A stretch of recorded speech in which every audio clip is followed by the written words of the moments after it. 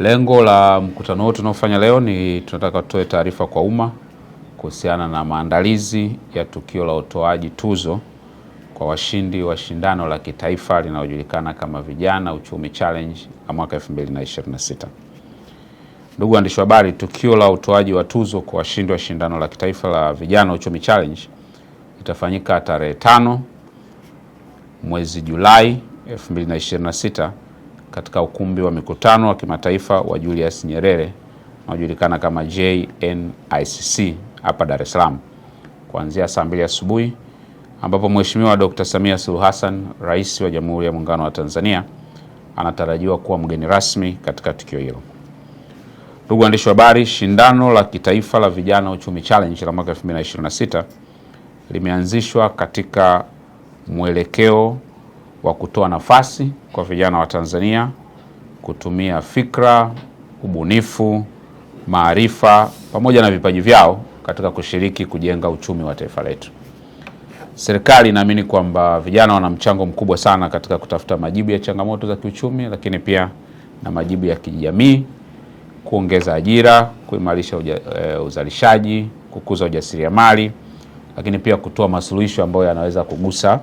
maisha ya wananchi wa Tanzania. Vile vile serikali inatambua kwamba vijana wa Tanzania wana uwezo mkubwa sana wa kushiriki katika kujenga uchumi wa taifa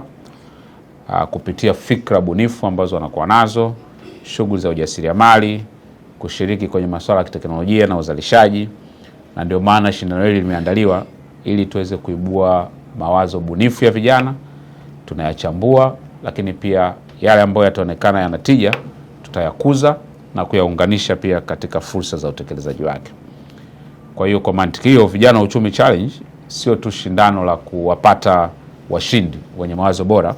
lakini ni jitihada ya makusudi ya kuanzisha mfumo wa kuwatambua vijana wenye mawazo mazuri,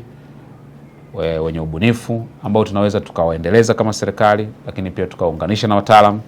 taasisi za kifedha, fursa ambazo zinapatikana taasisi binafsi.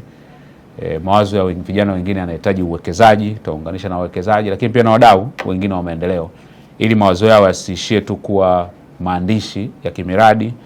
lakini tuweze kuzigeuza ziwe biashara na huduma ambazo zinaweza zikaleta manufaa kwa taifa letu. Shindano hili ambalo limefanyika linaongozwa na kauli mbiu ambayo inasema wana tunafikiri, taifa linasonga, ambapo maana yake kauli mbiu hii inabeba ujumbe kwamba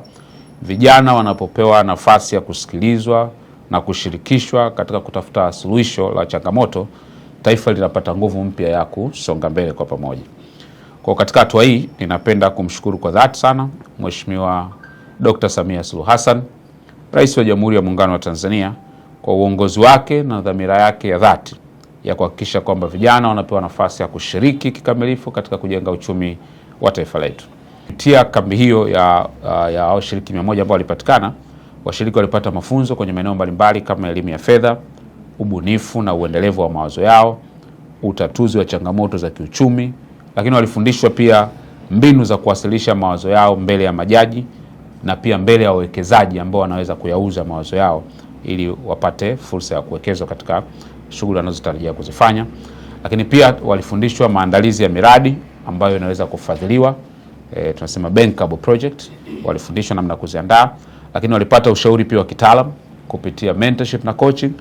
lakini walikuwa na fursa pia ya kukutana na vijana wengine. Tuliwapelekea vijana wengine ambao wamefanikiwa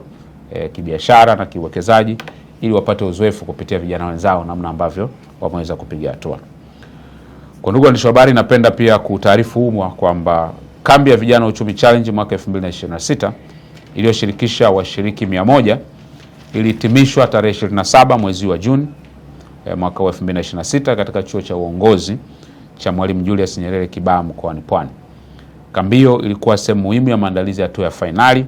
kwa kuwa iliwawezesha washiriki kupata nafasi ya kuboresha mawazo yao, kuyaweka katika mfumo ambao unatekelezeka, lakini pia kujenga uwezo wa kuwasilisha mawazo yao kwa ufasaha, na pia walipata ushauri wa kitaalamu kutoka kwa wakufunzi, walezi na wabobezi wa sekta mbalimbali ambazo zilikuwepo pale. Kulingana na aina ya mawazo yalikuwa yanatoka kwenye sekta mbalimbali. Kwa hiyo walikuwepo na mawazo ya kilimo, wengine mambo ya viwanda, wengine mambo ya sanaa. Kwa hiyo tuliwapelekea wataalamu kulingana na sekta zile za mawazo ambayo wenyewe walikuwa wameyaleta. Kupitia kambi hiyo, washiriki walipata fursa pia ya kupimwa na kuonesha uwezo wao wa kubuni suluhisho zenye tija kwa uchumi na jamii. Kwa baada ya mchakato huu wa vijana wa 100, washiriki 10 bora sasa wameshapatikana, na hao ndio ambao watashiriki katika hatua ya fainali katika tukio la kilele linalotarajiwa kufanyika tarehe 5 kama nilivyosema mwezi huu mbele ya Mheshimiwa Rais wa Jamhuri ya Muungano wa Tanzania.